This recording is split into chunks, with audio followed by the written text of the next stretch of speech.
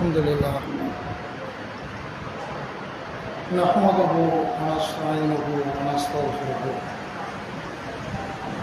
ونعوذ بالله من شرور أنفسنا ومن سيئات أعمالنا من يهده الله فلا مضل له ومن يضلل فلا هادي له وأشهد أن لا إله إلا الله وأشهد أن محمدا عبده ورسوله أما بعد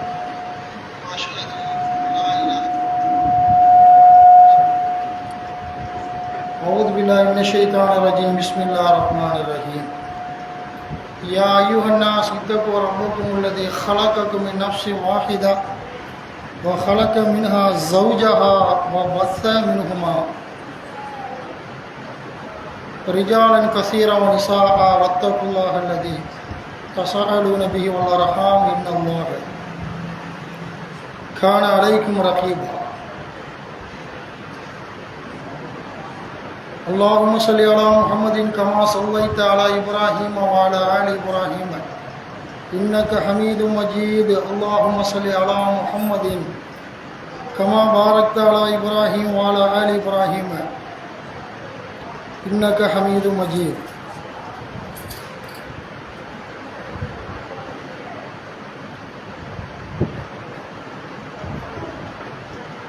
எல்லா புகழும் புகழ்ச்சியும்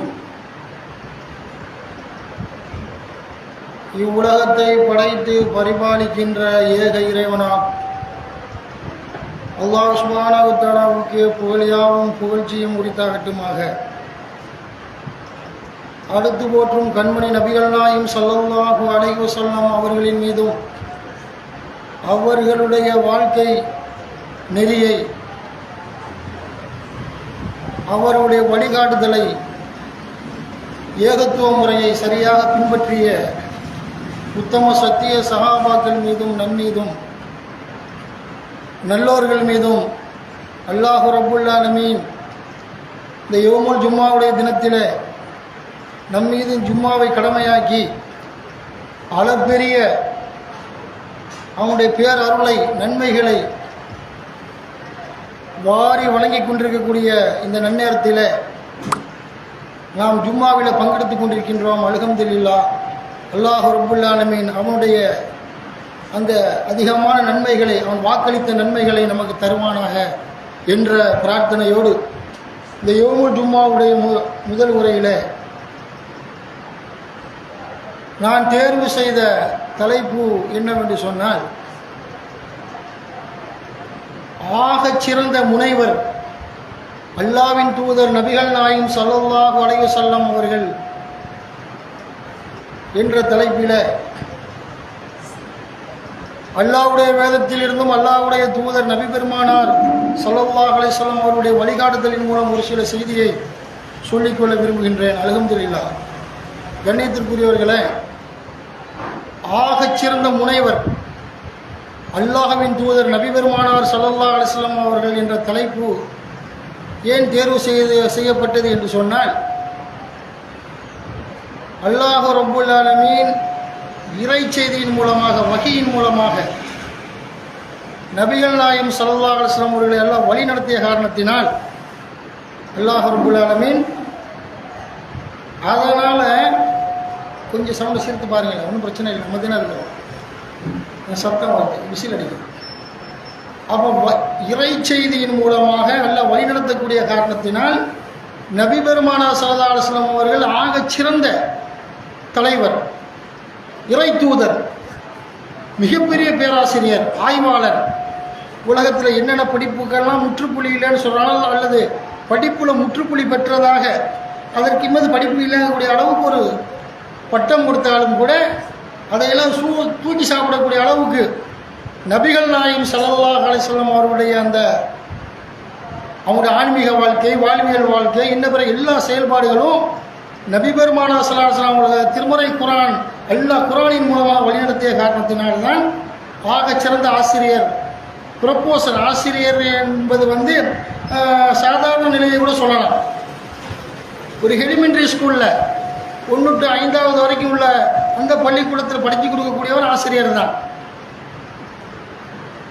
அதுபோல் உயர்நிலை பள்ளி ஒரு 8வது வரைக்கும் அவர் ஆசிரியர் தான். அதுபோல் மேல்நிலை பள்ளி, ஹை ஸ்கூல், ஹையர் செகண்டரி ஸ்கூலுங்கிறான எல்லாருமே டீச்சருக்கு தான் வருவாங்க, கற்றுக் கொடுப்பவர் என்ற பட்டியலில் வந்துடுவாங்க. அதை தாண்டி கல்லூரிகளில் போய் பாடம் நடத்தக்கூடியவராக இருந்தால் ப்ரொஃபஸர், பேராசிரியர் என்ற பட்டியலில் அவங்க வந்துடுவாங்க. இந்த பேராசிரியர் என்பது முனைவர் என்று சொல்லுவாங்க. அந்த மாதிரி வந்துக்கிட்டு பெரிய அளவுக்கு ஒரு படிப்பை படித்த அந்த மாதிரி ஒரு சூழலில் ஒவ்வொரு தகுதிக்கு தக்கவாறு பட்டம் உலகத்தில் கொடுக்குறான். பட்டம் இவர் வாத்தியார், இவர் சாரு, இவர் பெரிய அளவுக்கு படித்தவர், பண்பாளர், எழுத்தாளர், சிந்தனையாளர் என்றெல்லாம் சொல்கிறான். இதுலாம் முனைவராக இருக்கட்டும், எந்த ஒரு பட்டத்தையுமே நபிகள் நாயகத்தோடு பொருத்தி பார்க்க முடியுமா? இவர்கள்லாம் சாக்கடைகள், சொல் ஒன்றும் செயல் வேறுமாக இருக்கும். பள்ளிக்கூடத்துக்கு வரும்போது தண்ணி அடிச்சுட்டு வருவான் ப்ரொஃபஸருமா. எத்தனை பேர் நீக்கப்பட்ட வரலாறுகள் பள்ளிக்கூடங்களில். நான் படித்த காலத்துலலாம் 8வது 10வது படிக்கிற காலத்துலலாம் ஒரு வாத்தியார் தண்ணி அடிச்சுட்டு வருவார்.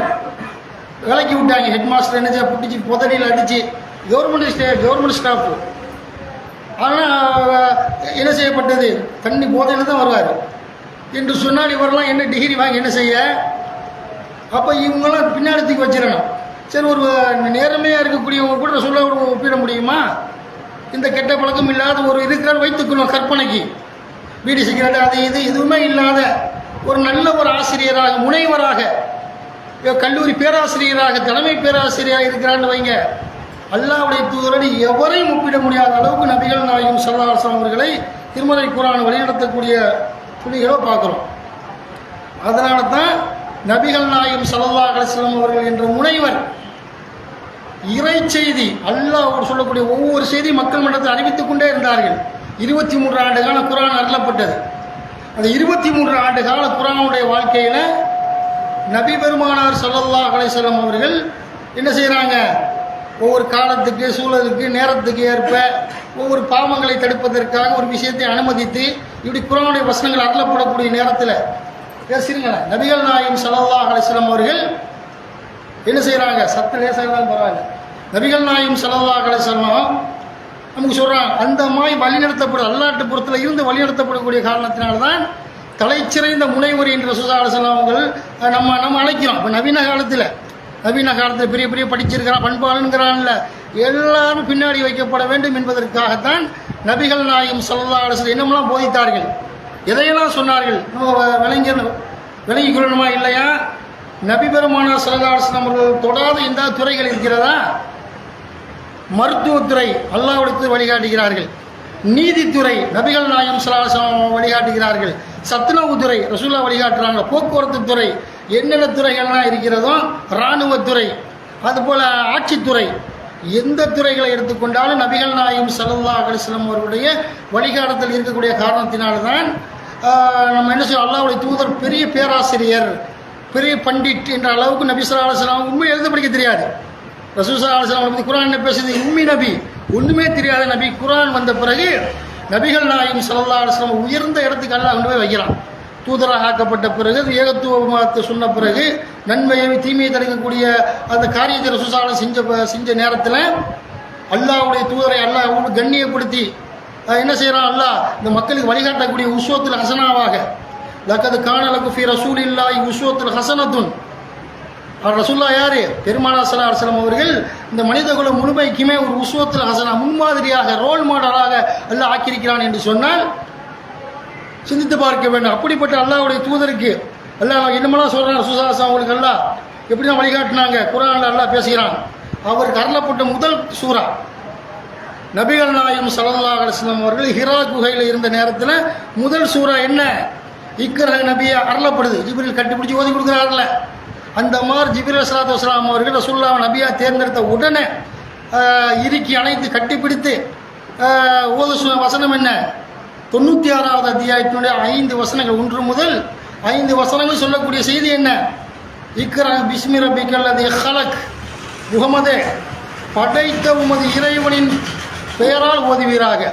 நபியே, படைத்த உமது இறைவனின் பெயரால் ஓதுங்க என்று அல்லாஹ் ரப்புல் ஆலமீன் நபிகள் நாயகம் ஸல்லல்லாஹு அலைஹி வஸல்லம் அவங்களுக்கு சொல்கிறான். அப்போ என்ன சொல்கிறான் அல்லாஹ்? அப்படி சொல்லிவிட்டு ஹலக்கல் இன்சான மின் அலக், அவன் மனிதனை கருவுற்ற சினை முட்டையிலிருந்து படைத்தான் அல்லாஹ் சொல்கிறான். சயின்ஸ் எல்லாம் வைக்கிறான். ஆச்சரியம் இல்லையா? முதல் மனுஷருக்கு சயின்ஸ் சொல்லிக் கொடுக்க முடியுமா? எல்கேஜி யூகேஜி படிக்குது, அலிப்பே ஓத வர பிள்ளைக்கு பெரிய அளவுக்கு புகாரி எடுத்து நடத்த முடியுமா? ஓத வர்றான் நம்மகிட்ட மக்த மசாவில் வரக்கூடியவங்க பிள்ளைகளை நம்ம வந்துக்கிட்டு எடுத்த உடனே இந்த புகாரி எடுத்து வாசிக்க, முஸ்லீம் எடுத்து வாசிக்க புரியுமா? அப்போ அடிப்படையை சொல்லிக் கொடுக்கணும். அப்படியால சொல்லிக் கொடுத்தா ரசூலுல்லாஹ்வுக்கு எடுத்த உடனே ஓது படி முகமதை சொல்லிட்டு சொல்கிறான்ல. அல்ல என்ன செய்கிறான்ல எப்படின்னு கேட்டால், இக்கிற ரப்புக்கள் அக்ரம் ஓதுவீராக, உமது இறைவனுடைய பெயரால் ஓதுவீராக என்று அல்லாஹ் ரப்புல் ஆலமீன் சொல்கிறான். அப்போ ஹலக்கல் இன்சான், அவன்தான் மனிதனை கருவுற்ற சினை முட்டையிலிருந்து படைத்தான் என்று அல்ல விஞ்ஞானத்தை பேசுகிறான். அதுபோல் அல்லாஹ் சொல்கிறான், அல்லதி அல்லம பில்கலம், அவனை எழுதுகோலால் கற்றுக் கொடுத்தான். அல்லாஹ் சொல்லும் பொழுது எழுதுகோலால் உமக்கு நம்ம கற்றுத்தந்தோம் நபியாங்கிறான். அல்ல பேனா இல்லாமல் காரியம் இருக்குமா? நோட்டு புக்கு இல்லாமல் காரியம் இருக்கு? வாயால் சொல்ல நிற்குமா? மனசில் உட்காந்துருக்குமா? எழுத்துப்பூர்வங்கிறது எதற்கு கொண்டு வந்தான்? எழுத்துப்பூர்வம் எல்லா ரெக்கார்டும். ஒரு கோர்ட்டில் நீதிமன்றத்தில் ஒரு குற்றவாளிக்கு தண்டனை வழங்கினாலும் ஒருத்தனை வந்து நீங்கள் ஒருத்த அநியாயமாக குற்றம் சாட்டப்பட்டவனை நிரபராதின்னு சொன்னாலும் பேனாத்தின வேலை செய்யும். எவ்வளோ தான் கம்ப்யூட்டர் டெக்னாலஜிலாம் வந்த காலமாக இருந்தாலும், இன்டர்நெட்டுகள் பெரிய காலமாக இருந்தாலும் பேனாவில் தான் விஷயம் இருக்குது. அதான் அந்த களம் எல்லாம் சொல்கிறான். அதனால் வந்துக்கிட்டு அதை வச்சு தான் தீர்ப்பளிக்கிறான், எழுதுகிறான். அந்த மாதிரி பார்க்கக்கூடிய அளவுக்கு ஒரு நோயாளிக்காக தான் டாக்டர் என்ன செய்கிறான், மாத்திரை சிட்டை எழுதி கொடுக்குறான். இப்படி எல்லா விஷயத்தை எடுத்துக்கொண்டாலும் பிள்ளைகளுக்கு வாத்தியார் பாடம் நடத்துகிறாங்க பிளாக் போர்டில். அப்படி பார்க்குறோம்னு சொன்னால் பேனா வச்சு தானே, சாக் பீஸை அல்லது ஏதோ அந்த ஒயிட் கலரை வச்சு தான் எழுதி போடுறாங்க.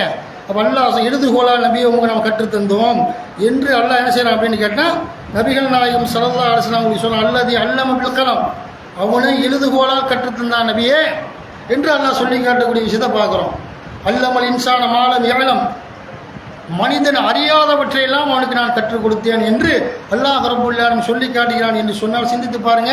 இப்போ நபிகள் நாயகம் ஸல்லல்லாஹு அலைஹி வஸல்லம் அவங்களுக்கு அல்லாஹ் என்ன செய்யறான் அப்படின்னு கேட்டால், முதல்ல படி, என்ன படிக்கணுமோ எதை வேணாலும் படி, எல்லாம் பயனுள்ள கேள்வியாக இருக்கணும் என்ற அடிப்படையில் அல்லாஹ் ரசூலுல்லாஹ்வுக்கு கட்டளை இருக்கிறான் என்பதை பார்க்க முடிகிறது.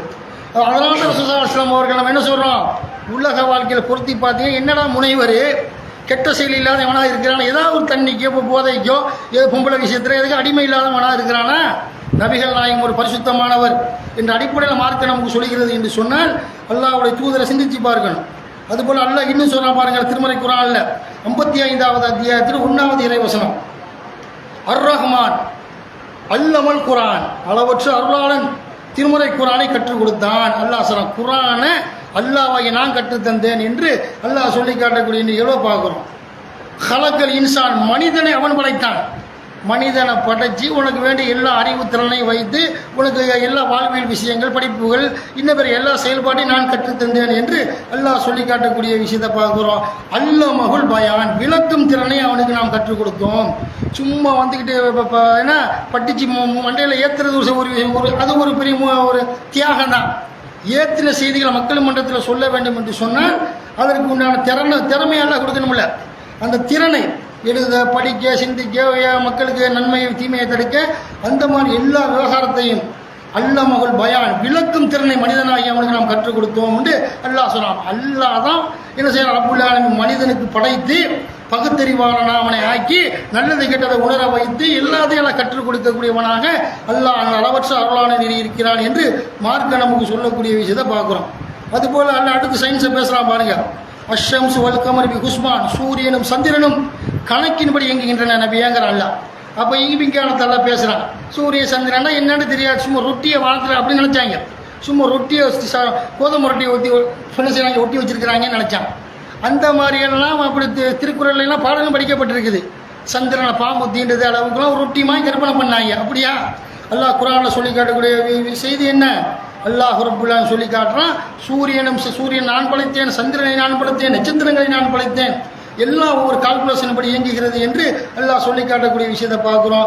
அப்போ அந்த மாதிரி ரசூலுல்லாஹி அலைஹி வஸல்லம் அவங்களுடைய வாழ்க்கை எடுத்துக்கொண்டோம் என்று சொன்னால், நபிகள் நாயகம் ஸல்லல்லாஹு அலைஹி வஸல்லம் அவங்களுக்கு அல்லாஹ் எதையெல்லாம் கற்றுக் கொடுத்தானோ அனைத்தையுமே அல்ல பரக்கத்து செய்யப்பட்ட விஷயமாக அல்ல ஆக்கினான்.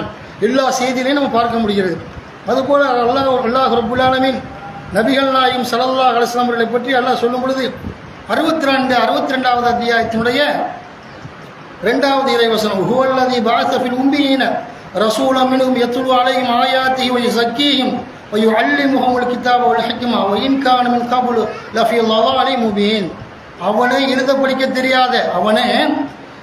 படிக்க தெரியாத சமுதாயத்தில் அவர்களிலிருந்தே ஒரு தூதரை அனுப்பினான்.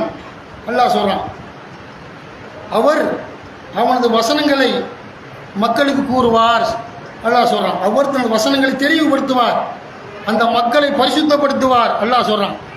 மறுபடியும் என்ன அல்லாஹ் சொல்றான் அப்படின்னு கேட்டால், அவர்களுக்கு வேதத்தையும் ஞானத்தையும் கற்றுக் கொடுப்பார். முகமது நபி அவர் குரானை ஓதி காட்டுவார், ஞானத்தையும் அந்த ஹதீஸுங்கிறோம்ல உள்ளத்தில் போடப்பட்ட செய்தியும் அவர் சொல்லுவார் என்று அல்லாஹ் சொல்லி காட்டக்கூடிய விஷயத்தை பார்க்குறோம். மேலும் அல்லாஹ் என்ன சொல்கிறான் அப்படின்னு கேட்டால், அவர்கள் இதற்கு முன்னாடி வயின்கானமின் கபுலு லஃபீல் ضلال முபீன், இதற்கு முன்னாடி அவங்க அரபுகள் வழிகட்ட கொள்கையில் இருந்தாங்க, ஆடு மாடு மாதிரி வாழ்ந்துக்கிட்டு இருந்தாங்க, மிருகம் மாதிரி இருந்தாங்க. அவர்களுக்கு குரான் அருளப்பட்டு நேர்வழி காட்டினார். இந்த யார்? அல்லாஹ்வுடைய தூதர் நபிகள் நாயகம் ஸல்லல்லாஹு அலைஹி வஸல்லம் என்ற ஈடு இல்லாத முனைவர் அல்லாஹ்வுடைய தூதர் என்று மார்க்க நமக்கு சொல்லுது. ரசூலுல்லாஹ் பற்றி எல்லாம் பேசும் பொழுது வஆஹரீன மின்ஹும் லம்மா யல்ஹகு பிஹிம் வஹுவல் அஸீஸுல் ஹக்கீம், அவர்கள் மற்றவர்களுக்காகவும் 62:3 அல்லாஹ் சொல்றான், அவர்களை இனிமேல் ரசூலுல்லாஹ் சந்திப்பார். ரசூலுல்லாஹ் மௌத்தா போயிட்டாங்க, இனிமேல் கியாமத் நாள் வரைக்கும் வருவாங்கல்ல, அந்த மக்களுக்காகவும் அவர்களில் மற்றவர்களுக்காகவும் அவரை அல்லாஹ் அனுப்பினான். அவர்களுடன் இவர்கள் இன்னும் ரசூலுல்லாஹ்வோட அவர்கள் அந்த சமுதாயத்தோடு அவர்கள் சேரவில்லை. அல்லாஹ்வுடைய தூதரோட சஹாபாக்களோட நம்ம சேர்ந்த மாதிரில சேரலை. ஆனால் ரசூலுல்லாஹ் தான் நமக்கு தூதர் கியாமத் நாள் வரைக்கும். அவர்களுடன் இவர்கள் இன்னும் சேரவில்லை, அவன் மிகைத்தவன் ஞானமிக்கவன் என்று அல்லாஹ் சொல்கிறான். இப்படி குரானை எடுத்து பார்த்தோம்னு சொன்னால் அல்லாஹ்வுடைய தூதருடைய பெருமையை அல்லாஹ் அப்படி சொல்லி காட்டிக்கிட்டு இருக்கிறான். அல்லாஹ்வுடைய அந்த அவனுடைய குதிரத்தால் நபிகள் நாயகம் ஸல்லல்லாஹு அலைஹி வஸல்லம் அவங்களுக்கு அல்லாஹ் கொடுத்த அந்த கல்வியானம் கடல் போன்றது. ஒரு எக்ஸாம்பிளுக்கு, ஒரு உதாரணத்துக்கு, அந்த மாதிரி அல்லாஹ்வுடைய தூதருடைய கல்வி ஒரு பெரிய கடல் போன்றது.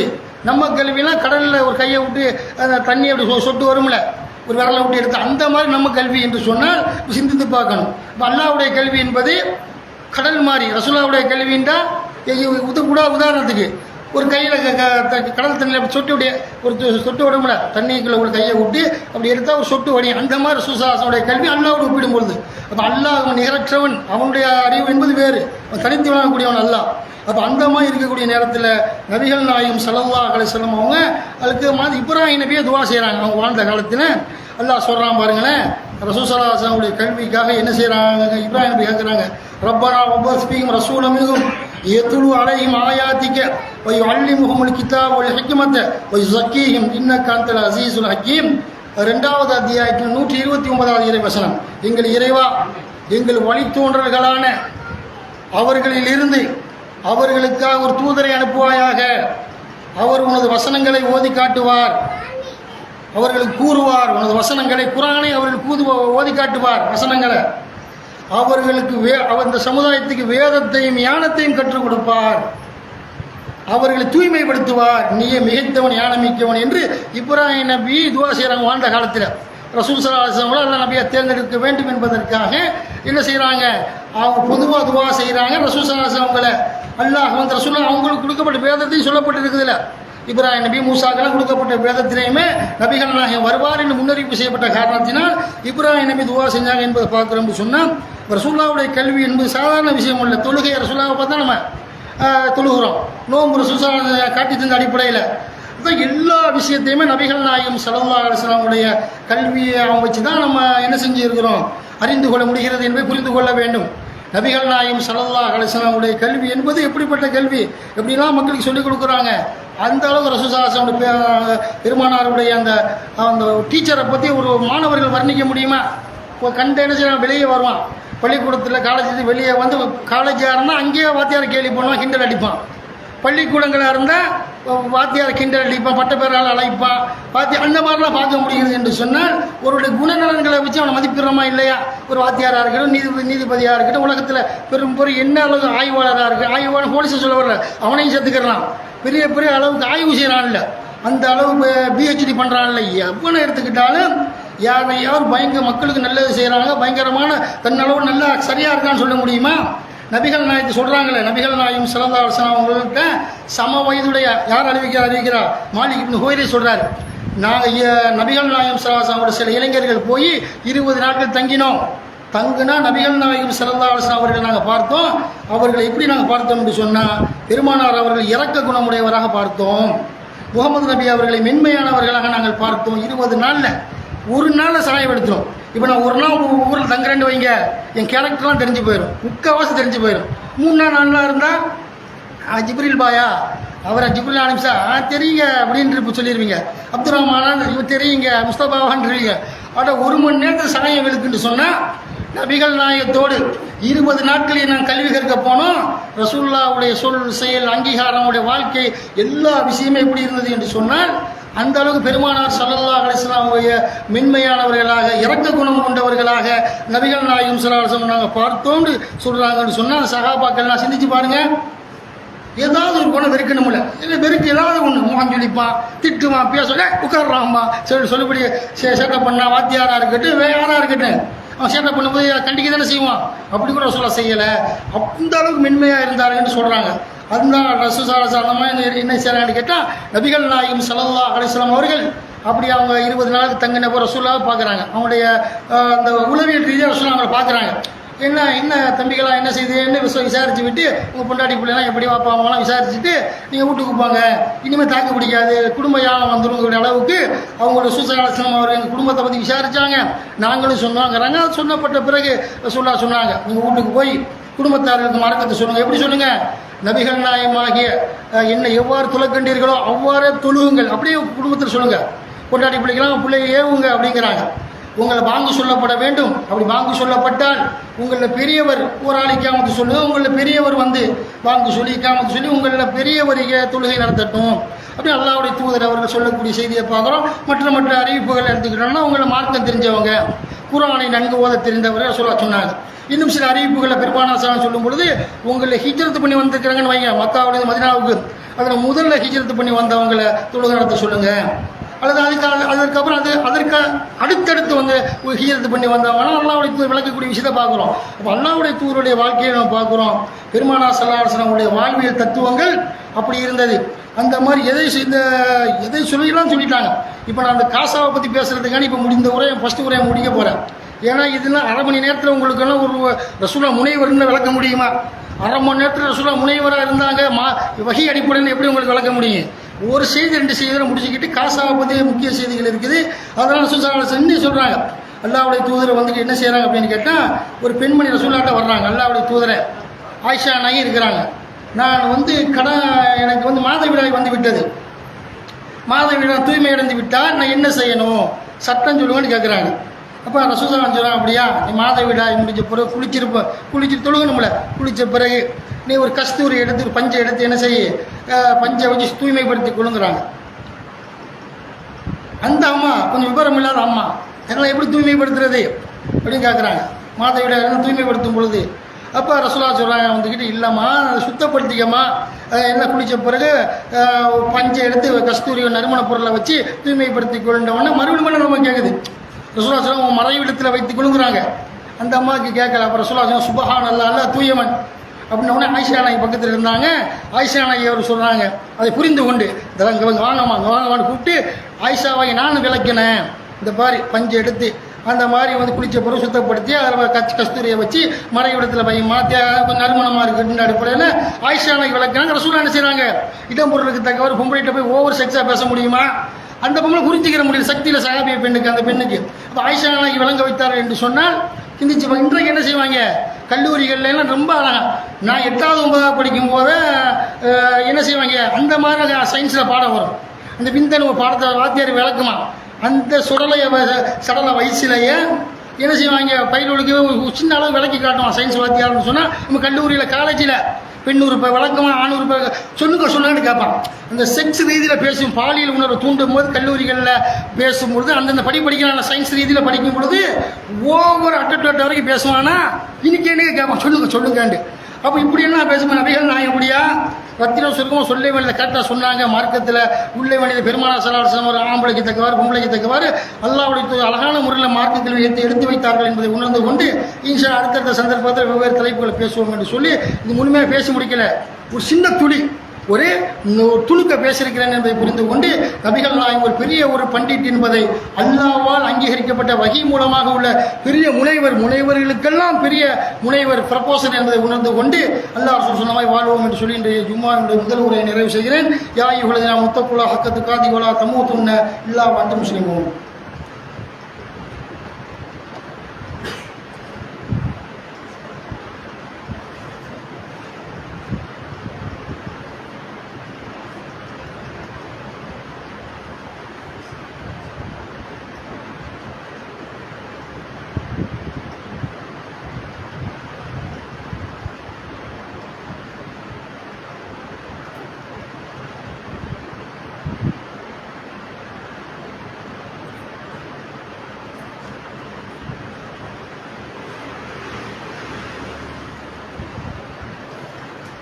அல்ஹம்துலில்லாஹி ரப்பில் ஆலமீன். கண்ணியத்திற்குரிய சகோதரிகளே, அல்லாஹ்வுடைய மாபெரும் பேரர்களால் யௌமுல் ஜும்மாவுடைய 2வது உரையில் நாம் அறிந்து கொள்ள வேண்டிய ஒரு விஷயம், அல்லாஹ் ரப்புல் ஆலமீன் குர்ஆன் அந்த அநியாயக்காரர்களை பற்றி, அக்கிரமக்காரர்களை பற்றியும், ரவுடிகளை பற்றியும், அது மாதிரி ஆட்சி செய்கிறான ஒன்றாம் நம்பர் ரவுடிகள், பல கொலை கொள்ளை கற்பழிப்புன்னு பல கெட்ட காரியங்கள் முன்னோடிகளாக இருக்கக்கூடியவனா இந்த ஆட்சியாளர்களாக இருப்பான், கேடுகட்டவன்.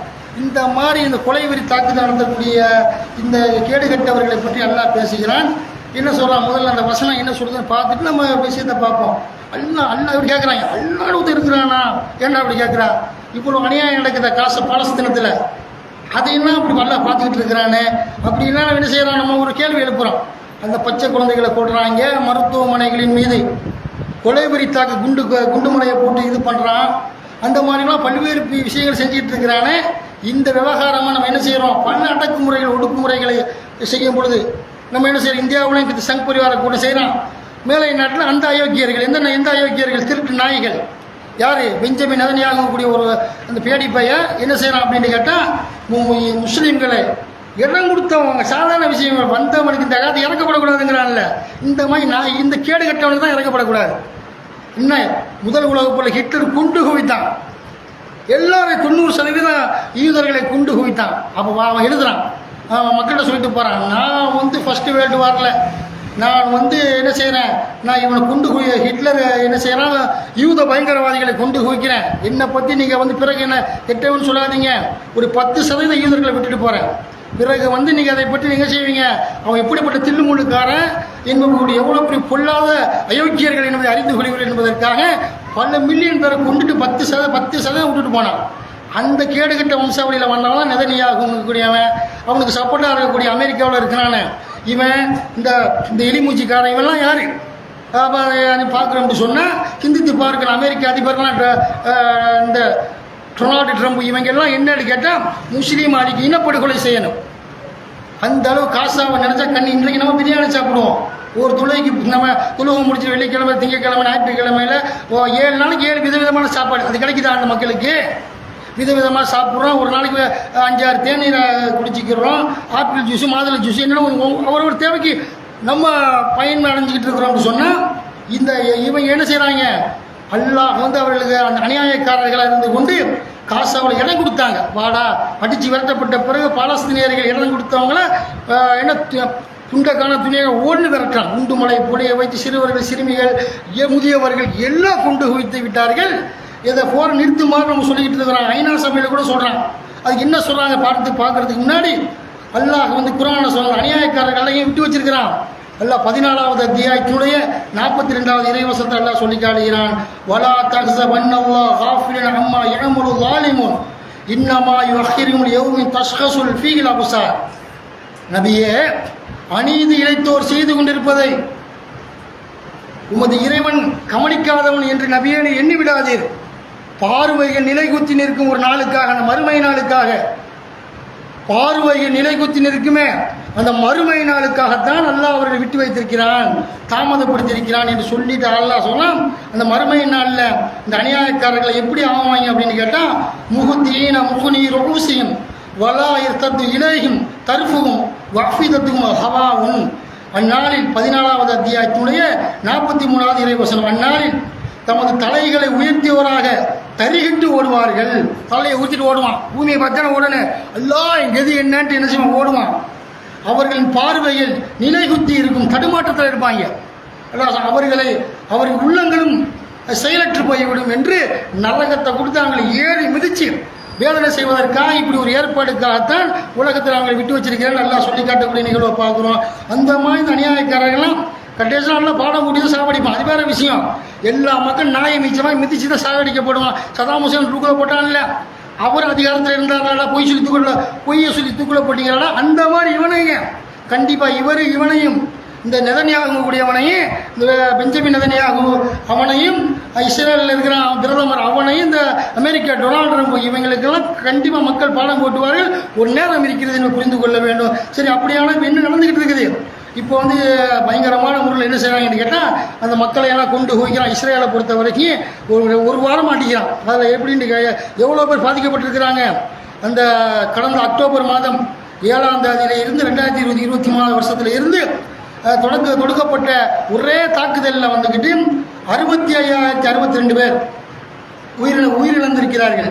மேலும் 1,65,697 பேர் படும் காயமடைந்திருக்கிறார்கள் என்று, அதுபோல இஸ்ரேலிய விமானப்படை மற்றும் பீராங்கி படை கொஞ்சம் 150க்கும் மேற்பட்ட முறை காசா நகரை தாக்கினாங்க. 2 நாளில் 2 நாள், 1 நாள், 3 நாளைக்குள்ள பீராங்கி மூலமாக என்ன செய்வாங்க?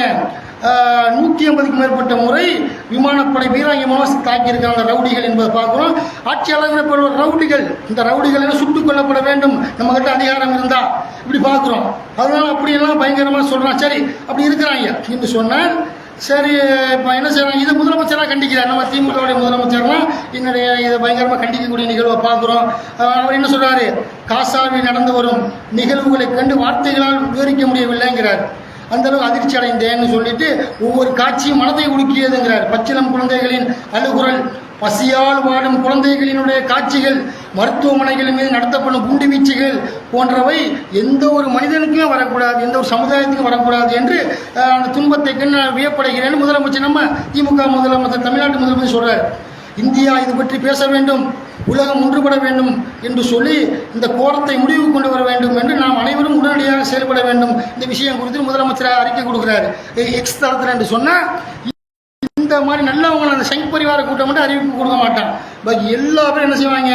எப்படியாவது அதை என்ன செய்யணும், அந்த போற நிப்பாட்டுங்கடா, அவங்களுக்கு தண்டனை வாங்கி கொடுக்கணும்னு சொல்றாங்க. இன்றைக்கு கூட சென்னையில் இந்த பெரியார் உணர்வாளர்கள் மூலியமாக நடத்தப்படுகிறது. அதில் லட்சக்கணக்கான பேர் கலந்துக்கிறாங்க. காசாவில் உள்ள, பலஸ்தீனத்தில் உள்ள இந்த போர்க்குற்றங்களை நீர்த்திட அயோக்கிய பயன்னு சொல்லி பெரியார் உணர்வாளர்கள் என்ன செய்யறாங்க? இந்த போர்க்குற்றத்தில் இருக்கக்கூடிய நிகழ்வை பார்க்குறோம். எல்லாரும் என்ன சத்யராஜ் கலந்துக்கிறார், நடிகர் சத்யராஜ், நடிகர் பிரகாஷ்ராஜ், எவ்வளோ சில இயக்குநர்கள் பல பேர் கலந்துக்கிறான். அந்த சங்கி பையன் மட்டும் கலந்துக்க மாட்டான். முஸ்லீம் அடியானுங்கிறான சங்கி பையன் RSS கூட்டத்தை தவிர மற்ற எல்லாரும் கலந்துக்கிறான். சரி, இதை நிப்பாட்ட சொல்றான். இப்ப நிப்பாட்ட மறுக்கிறான். ஏன் மறுக்கிறான் அப்படின்னு சொன்னா, இந்த காசாவில் உள்ள இனப்படுகொலை நிப்பாட்டு ஐநா சொல்லும் பொழுது இந்த நாய்கள் என்ன செய்யறாங்கன்னு கேட்டா, நேட்டோ கூடிய அந்த அதிகாரத்தை பயன்படுத்தி என்ன செய்யறான்னு கேட்டால், அமெரிக்காவில் 5 நாடுகள், இதை நான் சொல்லிடுறேன் கொஞ்சம், இந்த சும்மா அடுத்த சும்மா நம்ம கரெக்டாக முடிச்சிடுறேன் உங்களுக்கு. இது சரின்னு உங்களுக்கு நிறைய பேருக்கு தெரியாது. இந்த 5 நாடுகள் வீட்டோ அதிகாரத்தை பயன்படுத்திட்டு இருக்கிறான். யாரு? ஐநா சபையில் சொல்லி போனா போற நிறுத்துற பரவாங்கிறான். அந்த அயோக்கிய நாயை நிறுத்துங்கிறான். ஐநா கவுன்சிலிங் முடியாதுன்னு இவன் என்ன செய்யறான்? வீட்டோ அதிகாரத்தை பயன்படுத்தி பச்சிலங்குழந்தையை கொல்லத்தான் செய்வேன், முதியோர்களை கொள்வேன், மருத்துவமனைகள் மீது குண்டு வீசுவேன், இல்லை ஆனால் தனி வழியை வச்சுக்கிறேன், எல்லாம் அகதிகளை கடந்து போ, பலஸ்தீனத்தை காசா விட்டு போ, மேற்கு காசா தெற்கு காசாவிலாம் ஒத்த இருக்கக்கூடாதுன்னு சொல்லி அயோக்கிய என்ன செய்யறான்? அறிவிச்சு இந்த அமெரிக்கா நாய் இவனோட இவனோட தூண்டுதலின் பேர பெஞ்சமின் நெதன்யாகு என்ன செய்யறான்? அறிவிக்கிறான். அந்த அதிபர், அமெரிக்க அதிபர் அவன் சொல்லி இப்போ பார்க்குறோம். இந்த மாதிரி நேரத்தில் நிப்பாட்ட சொல்றாங்கல்ல, போற ஐநா சபை நிப்பாட்ட மறுக்கிறான். ஏன் மறுக்கிறான்? வீட்டோ அதிகாரம். 5 நாடுகள் ஐக்கிய நாடு சபையில் வீட்டோ அதிகாரம் பெற்றிருக்கிறது. வீட்டோ அதிகாரம்னா என்ன தெரியுமா? வீட்டோ என்றால் தடை செய்கிறேன் என்ற அர்த்தம். அதில் சொல்றான் லத்தீன் மொழியில் அதற்கு அந்த அந்த பேர் வந்தது. ஒரு சட்டம் இயற்றும் அமைப்பு நிறைவேற்றும் தீர்மானங்களை அல்லது சட்டங்களை முழுமையாக தடுக்கும் அதிகாரமே வீட்டோ அதிகாரம். அது அரசியல் பீடங்கள், நாடாளுமன்றம், பாராளுமன்றம், பெரிய பெரிய பதிகள் நிப்பாட்டிட்டான்ல. இந்த ஐநா சபையில் உள்ள தீர்மானத்தை அதெல்லாம் முடியாதுங்கிற வீட்டோ அதிகாரத்தை பயன்படுத்தி அதுக்கு தான் சொல்கிறாங்க வீட்டோ அதிகாரத்தின் மூலமாக ஐநா போட்டால் நிப்பாட்டுவேன் முடியாதுங்கிற அந்த பதிவு வீட்டோ மட்டும் காலி பண்ணணும். வீட்டோ அதிகாரம் கூடிய ஒரு மிகப்பெரிய பவரை இவங்க அமெரிக்கா சில நாடுகளுக்கு கொடுக்கக்கூடாது. அந்த நாய் அதனால தான் அந்த மாதிரி நடந்துக்கிறான் என்பதை பார்க்க முடிகிறது. அதை ஆட்சி காட்டுறமானுங்க. ஐக்கிய நாடுகள் பாதுகாப்பு சபையின் 5 நிரந்தர உறுப்பினர்களுக்கு இந்த அதிகாரம் வழங்கப்பட்டுள்ளது. ஐநா பாதுகாப்பு சபையில் இந்த 5 நாடுகளில் யாராவது ஒருவர் வீட்டோ அதிகாரத்தை பயன்படுத்தி எதிர்ப்பு தெரிவித்தால் பெரும்பான்மை உறுப்பினர்கள் நாடுகள் பலஸ்தீனத்தில் போற நிறுத்தினான்னு சொன்னாலும் கூட நிறுத்த மாட்டாங்க. அயோக்கிய வீட்டோ அதிகாரம் இருக்குதுல்ல, எல்லாரும் விசுவானமாக்கிட்டு வீட்டோ அதிகாரத்தை பயன்படுத்தி நாங்கள் போர் தொடுப்போங்கிற அந்த கள்ள ராஸ்கல் நம்ம புரிந்து கொள்ள வேண்டும். அதுபோல் அந்த மாதிரி அந்த அதிகாரத்தை பயன்படுத்தி தான் இது பண்ணுறாங்க. வீட்டோ அதிகாரத்தை நம்ம இந்தியாவில் குடியரசுத் தலைவர் இருக்குது. இந்திய தேசத்தில் குடியரசுத் தலைவர் என்ன செய்யலாம், பாராளுமன்றத்தில் கொண்டு வரக்கூடிய சட்டங்களை எல்லாம் அவர் வீட்டோ அதிகாரத்தை பயன்படுத்தி நிப்பாட்டலாம். பிரதமர் கொண்டு வர மோடி கொண்டு வரக்கூடிய சட்டத்தை நான் கையெழுத்து போட மாட்டேன், சட்டம் செல்லாது. டம்மி பீஸா வச்சுக்கிறாங்க, தனி விஷயம். பிரதமர் மாளிகை நம்ம இந்தியாவில் குடியரசுத் தலைவர் டம்மி பீஸா வச்சுக்கிறான் என்பது வேறு விஷயம். வீட்டோ அதிகாரம் இந்தியாவில் யாருக்கு இருக்கிறது, குடியரசுத் தலைவருக்கு இருக்கிறது என்பதை புரிந்து கொள்ள வேண்டும். அதுபோல் இந்த வீட்டோ அதிகாரத்தை பயன்படுத்தி தான் இந்த மாதிரி நடக்கிறான் என்பதை புரிந்து கொள்ளணும். என்னென்ன நாடுகள்லாம் அதில் இருக்குது அப்படின்னு கேட்டால் சீனா, பிரான்ஸ், சோவியத் ஒன்றியம், தற்போது ரஷ்யா, ஐக்கிய ராஜ்யம், இங்கிலாந்து, ஐக்கிய அமெரிக்கா, இந்த நாய் இவங்கெல்லாம் வீட்டோ அதிகாரத்தில் இருக்கிறாங்க. இது 2ஆம் உலகப் போரில் வெற்றிக்கு இந்த 5 நாடுகளும் பங்கு வகித்தன. வெளி உலகத்துக்கு தெரிய வந்தது. ஐநா அமைக்கப்பட்ட 1946ஆம் ஆண்டு முதல் அமைக்கப்பட்ட 1946ஆம் ஆண்டு முதல் வீட்டோ தடுத்து நிறுத்தும் அதிகாரம் பெற்ற நாடுகள் என்ற சிறப்பை இந்நாடுகள் பெறுகின்றன அப்படின்னு சொல்லக்கூடிய விஷயத்தை பார்க்குறோம். இதை இந்த ஐநா அங்கீகரிக்கிறான்.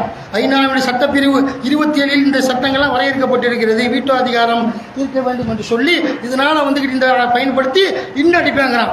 இதுக்கெல்லாம் ஒரே ஒரு விஷயம் என்ன, நபிகள் நாயகம் சொன்ன ஒரு காலம் வரும், அந்த காலத்தில் முஸ்லீம்கள் பெருகி இருப்பீங்க, ஆட்சி அதிகாரம் உங்கள்கிட்ட இருக்கும், ஆனால் வகன் உங்கள் உலகத்தில் வந்துருங்கிறாங்க. உலக ஆசை, காசு போனால் பொம்பளை வேலை பார்க்கறது, அந்த என்ன செய்யற அந்த புறத்தில் பொம்பளைகளை வச்சு மேய்கிறது, எல்லா விஷயமும் இந்த காரணத்தினால் என்ன செய்கிறாங்க, இந்த அரபுகள் எவ்வளவு நாய் இருக்கிற அரபு நாடு சேர்ந்தா என்ன செய்யலாம், இஸ்ரேலே அமெரிக்கா ஓட ஜட்டியோடு அடிக்கலாமா இல்லையா? ஏன் காசு போனால் பொம்பளை வேலை, நிம்மதியான வாழ்க்கை, சோபாவில் படுத்துக்கிறேன்னு தனி விமானங்கள் அவனுக்கு தேவை, 50,000 1 லட்சம் கோடி ரூபாயில் அவனுக்கு அரமணை தேவை என்பதற்காக இஸ்லாத்தை உள்ள ஒரு நாடு அடிக்கப்படுகிறது. பச்சின குழந்தைகள் எல்லாம் வேடிக்கை பார்க்குற அந்த அயோக்கியர் என்று சொன்னால் நபிகள் நாயகம் முன்னறிவிப்பு என்ன, முஸ்லீம்கள் பெருகியிருப்பீர்கள், உங்களோட உடம்பு ஃபுல்ல உள்ளத்தால் வகுன்னு பேராசை நிரம்பி இருக்கும். அதனால் அது நீங்கள் அவங்களாம் சிறுபான்மையாக இருப்பாங்க, உங்களை அடிப்பான். காஃபியர்கள்லாம் இறை மறுப்பால் யூதன் கிறிஸ்தவன் உங்களை அடிப்பான்னு நம்பிக்கைலாம் சொல்லியிருக்கிறாங்க. உங்களை ஏறிப்படி மிதிப்பாங்க, நீங்கள் அல்லாட்ட உதவி தேடுங்க என்று அல்லாஹ்வுக்கு நம்ம சொல்லியிருக்கிறாங்க. இதை உணர்ந்து கொண்டு அல்லாட்ட உதவி தேடுவோம். இது அந்த பலஸ்தீன மக்களுக்கு நீ அவங்களுக்கு அருளை புரி, பலஸ்தீனத்துக்கு எதிராக கையாளக்கூடிய அமெரிக்காவையும் இஸ்ரேலையும் அழித்து நாசமாக்கின்ற பிரார்த்தனையோடு அதுபோல் சென்னையில் நடக்கக்கூடிய இந்த பெரியார் உணர்வாளர்கள் மூலமாக காசாவில் உள்ள போரை தடுத்து நிறுத்து என்ற இந்த விவகாரத்தில் எல்லாரும் போக முடியாட்டி கூட நம்ம துவா செஞ்சு அந்த விஷயம் சக்ஸஸ் ஆகணும், அல்லாஹ் கை கொடுச்சு என்று சொல்லி நம்ம அல்லாஹ்வுக்கு உதவி தேடுவோம் என்று சொல்லிக்கொண்டு ஜும்மாவுடைய 2ஆம் முறையை நிறைவு செய்கிறேன். ஃபதுக்குருனி அதுக்குருக்கும் வஷ்குருலி வலா தக்ஃபுரூன்.